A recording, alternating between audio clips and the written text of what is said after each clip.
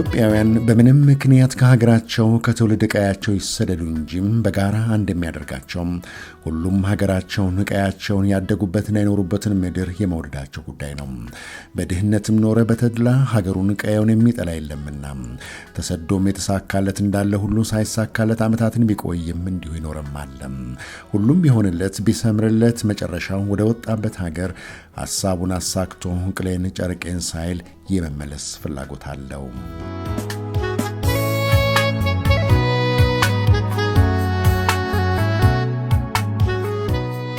በውጭ ሀገር መኖርን የጀመረው ኢትዮጵያዊ ከሀገሩ ከቤተሰቡ ጋር ያለውን ትስስር የሚገልጽበት አያሌ መንገዶች ቢኖርም በዋናነት ግን ጥሮ ግሮ ካገኘው ገንዘብ በመርዳት በመደገፍ እሱም ኖሮ ቤተሰቡም የተሻለ እንዲኖሩ ማድረግ ነው ምኞቱ። እንደ ሀሳቡ ለመኖርና ለመለወጥ የቻለ እንዳለ ሁሉም ከህይወት ጋር ሌት ተቀን የሚታገል ዞሮ መግቢያ ባለው ሀገሩ ማረፊያ የሚሆን ቤት እየሰራም ንብረት እያፈራም አቅሙ ሲደረጅ ወደ ንግድና ኢንቨስትመንት እየተሰማራም ከፍ ሲል ደግሞ በእውቀትና ቴክኖሎጂ ሀገሩን እያለማ የእድሜ ማብቂያም ሀገሬ ላይ ነውና በሚል መኖሪያውን ስራውን ለማዘጋጀት ያገኘውን ሀብት ወደ ሀገሩ የሚልከው ደግሞ እንዲሁ አያሌ ነው ቁጥሩም። ይህ ራስን ጠቅሞ ለሀገር የመትረፍ ፋይዳው ቀላል አይደለም። እዚህ ዩናይትድ ኪንግደም፣ ለንደን፣ ስኮትላንድ፣ በርሚንግሃምና ማንቸስተር ነዋሪ የሆኑ ኢትዮጵያውያንና ትውልደ ኢትዮጵያውያን በዚሁ ዙሪያ ተጨማሪ ማብራሪያ እንዲሰጡን አነጋግረናቸዋል። ሬሚታንስ በመሰረቱ ትርጉሙ ሲጀመር የነበረው ከሀገራቸው የራቁ ከቀያቸው በጣም የራቁ ሰዎች ለቤተሰቦቻቸው መደጎሚያ ቤተሰቦቻቸውን ለመርዳት የሚልኩት ገንዘብ ማለት ነው። በአጠቃላይ አሁን ዲያስፖራ እንደሚባለው የግድ በነገራችን ላይ ከሀገርም ከገጠር ያለ ከተማም የሚልከውም ሊሆን ይችላል። ግን አሁን እንደዚህ ዲያስፖራ ከሀገራቸው ርቀው ያሉ ሰዎችን ዲያስፖራ የማለት የመጥራት ባህል አለ። ኢትዮጵያም አሁን ያ እየተለመደ ነው።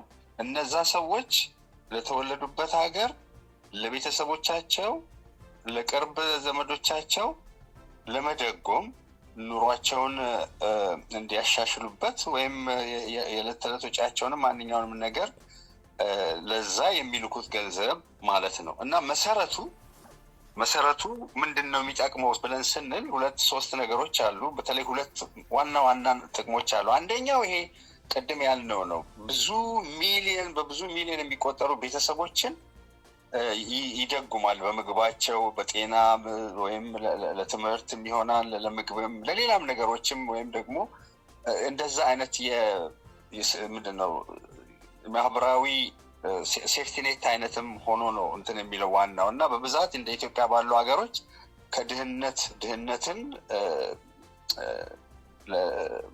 ከድህነት የየዕለት እንትናችንን ብዙ ማህበረሰብን በሚሊዮን የሚቆጠሩ እንደዛ ለመርዳት ነው ሀሳቡ። ከዚህ ጋር የተያያዘ ነው። ድጎማ የማድረግ ነገር ነው።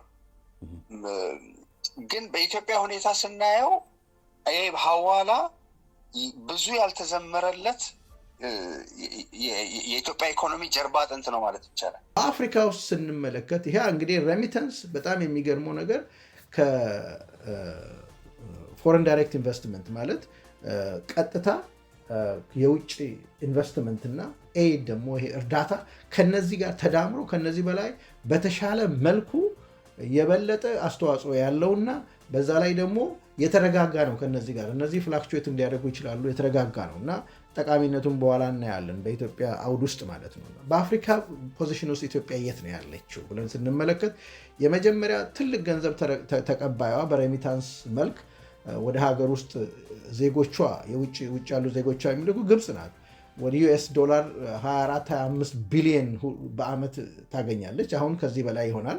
ናይጄሪያ ቀጥላ ያለው ወደ 20 ቢሊዮን አለው። ሞሮኮ አለ ወደ 11 ቢሊዮን።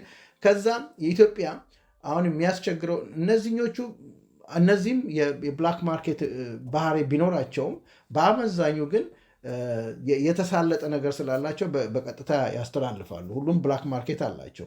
ከዛ ኢትዮጵያ አሁን 4ኛና 5ኛ ላይ እየታገለች ያለች ሀገር ናት። በሁለቱ ተጣምሮ ኦፊሻል እና ኦፊሻል በግልጽ የሆነውና ገሃዳዊና ገሃዳዊ ያልሆነው የውጭ ምንዛሬ ወደ ሀገር ውስጥ ፍሰትን ስንመለከት እሱ ከሆነ ኮምፎርታብሊ ወደ 4ኛ ደረጃ ውስጥ ትሆናለች ኢትዮጵያ። ከዛ ቀጥሎ ጋና እና ኬንያ ይሆናሉ ማለት ነው። እንግዲህ ምንድነው ያው ለማደግ ፍላጎት ያላቸው ሀገሮች ወይም በማደግ ላይ ያሉ ሀገሮች ብዙ የሚያስፈልጓቸውን ነገሮች ከውጭ ማግኘት የሚችሉበት አንደኛ መንገድ ያው የዶላር ወይንም ደግሞ የውጭ ምንዛሪ አቅም ሲኖራቸው ነው። በተለይ እነኚህ በማደግ ላይ ያሉ ሀገሮች መድኃኒት፣ ማዳበሪያ፣ ነዳጅ በቀላሉ እንዲሁም ደግሞ የሀገር መከላከያ ጉዳይ ላይ ብዙ ወጪዎች አሉባቸውና በተለያየ መንገድ ያዳበሩት የተከማቸ የውጭ ምንዛሪ ከሌላቸው በጣም ሄር የሚታንሱ ከዜጎቻቸው ወይንም ደግሞ በትውልድ ኢትዮጵያዊ ከሆኑት ለቤተሰብ የሚላከው ይሄ በሪሚታንስ መልክ የሚላከው ገንዘብ ከፍተኛ የሆነ የኢኮኖሚ አስተዋጽኦ አለው እና ጥቅሙ ከፍተኛ ነው። ይህንን የምናረጋግጥበት ብዙ ነገር አለ። ምክንያቱም ይሄ ሪሚታንሱ ጠቃሚነቱ በጣም በአካባቢ ባሉ ሀገሮች ሁሉ ትኩረት የተሰጠበት መሆኑን ስለምናይ በሀገሪቱ ደግሞ በጣም እድሜ ጠገብ ሀገር ናት። ከጎረቤት ሀገር ጋር ተሰባጥሮ የመኖር ልምዱም አለና ጎረቤት ሀገሮች ጭምር በዚህ አይነት ሁኔታ ላይ እጃቸውን ያስገቡበት ሁኔታ ነው ያለው። ለምን እነሱም ተመሳሳይ ችግር ስላለባቸው እቻ ያለችው ትንሽ ሪሶርስ ሁሉም ለራሱ ኢንተረስት የሚጋራው አይነት ነገር ነው የሚሆነውና ሪሚታንስ ጠቀሜታው በተለይ ያደጉ ላሉ በቂ ክምችት ለሌላቸው ሀገሮች በጣም በጣም ከፍተኛ ነው።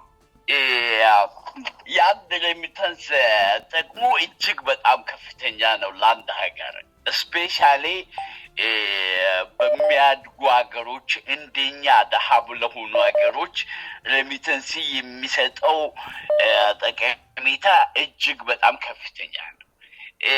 እነዚህ በመጀመሪያ ሬሚታንስ ማለት ከእያንዳንዱ ውጭ ሀገር ከሚኖረው ሰጥቶ ከሚተዳደረው ህዝብ ቆጥቦ ለወገን ዘመዶቹ ወደ ሀገሩ የሚልከው ገንዘብ ነው። ይህ ገንዘብ በቀጥታ የሚሄደው የት ነው የሚሄደው የሚለውን ጥያቄ በምንመልስበት ጊዜ ኒዲ ለሆነው ነው፣ ለተቸገረ ነው፣ ለደሃ ነው፣ ቤተሰቦቹን ለማገዝ ነው። ድህነቱን የዛን ቤተሰብ ወይዛን ዘመድ አዝማድ ድህነትን ለመቅረፍ ነው። ከዚህ በተጨማሪ ደግሞ የምንላከው ለቻሪቲዎች ነው። ይሄ በሚሄድበት ጊዜ ለሀገሪቱ ኢኮኖሚ ላይ የሚሰጠው እጅግ በጣም ከፍተኛ የሆኑ ጠቀሜታዎች አሉ፣ በሀገር አቀፍ ደረጃ ማለት ነው።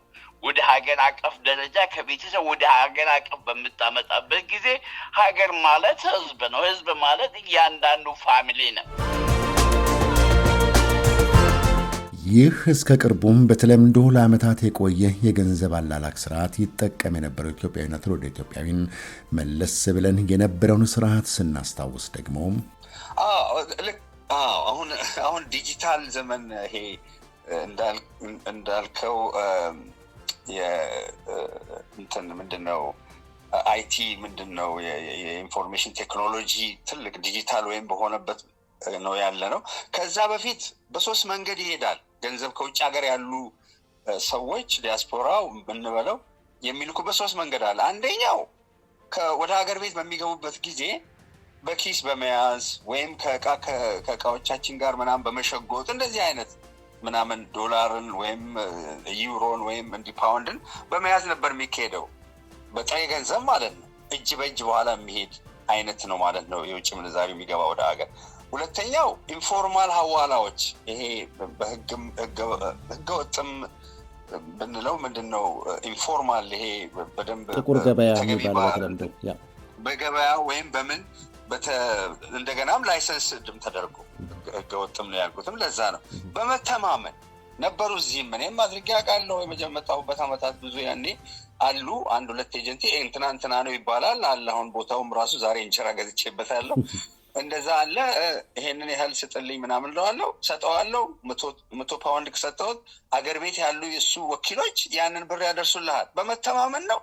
እኔ መቼም ይሄንን ነገር በማደርግበት ጊዜ ያኔ ነው እንግዲህ አሁን ከ20 ዓመት በፊት ነው የማወራው። ነገራችን ላይ አብዛኛው ሰው ይሄንን የሚያደርገው ያሁኑ ይሄ እጅግ በጣም የራሴ ኤክስፒሪየንስ ያየሁትን ልንገርህ። አንድ ጊዜ ወንድሜ ኬንያ ነበረ እና ለወንድሜ ኬንያ ገንዘብ ስልክለት በፖስታ ነበር የላኩት።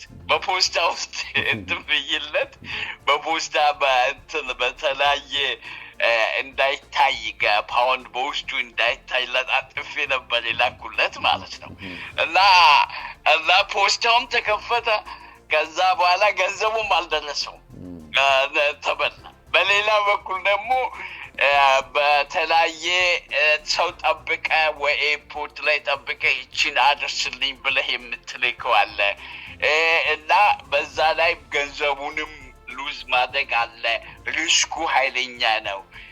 ከዛ ጋር አብሮ ያሉ እጅግ በጣም ጎጂ እንትኖች ነበሩ። በአሁን ሰዓት እጅግ በጣም እንትን ያለ ቀለል ያለ ሲስተም ከመምጣቱ በፊት ሰው በሰው ይላክ የነበረው በቀጥታ እንደነዚህ ቅድም እንደጠቀስኩልህ በእጅግ በጣም ፕሪሚቲቭ በሆነ መንገድ የምንጠቀማቸው በገንዘብ የምንልካቸው መንገዶች ነበሩ እና እነሱ አሁን በጣም ተቀርፈዋል።